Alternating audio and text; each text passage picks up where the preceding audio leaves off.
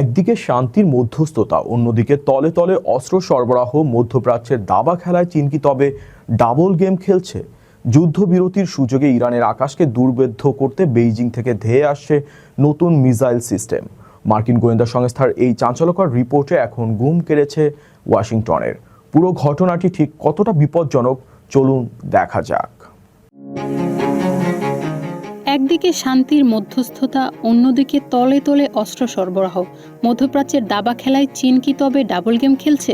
যুদ্ধবিরতির সুযোগে ইরানের আকাশকে দুর্ভেদ্য করতে বেইজিং থেকে ধেয়ে আসছে নতুন মিসাইল সিস্টেম।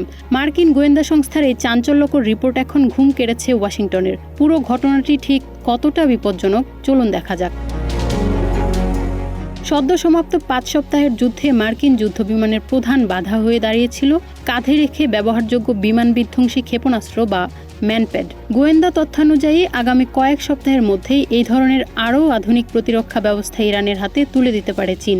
ধারণা করা হচ্ছে আসল উৎস গোপন রাখতে তৃতীয় কোনো দেশের মাধ্যমে এই অস্ত্র পাঠানোর পরিকল্পনা করছে বেইজিং।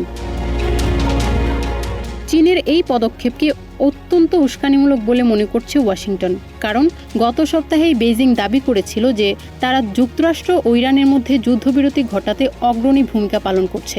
এমনকি আগামী মাসে মার্কিন প্রেসিডেন্ট ডোনাল্ড ট্রাম্পের চীন সফরের কথা রয়েছে, যেখানে তিনি শি জিনপিং এর সাথে দ্বিপাক্ষিক আলোচনা করবেন।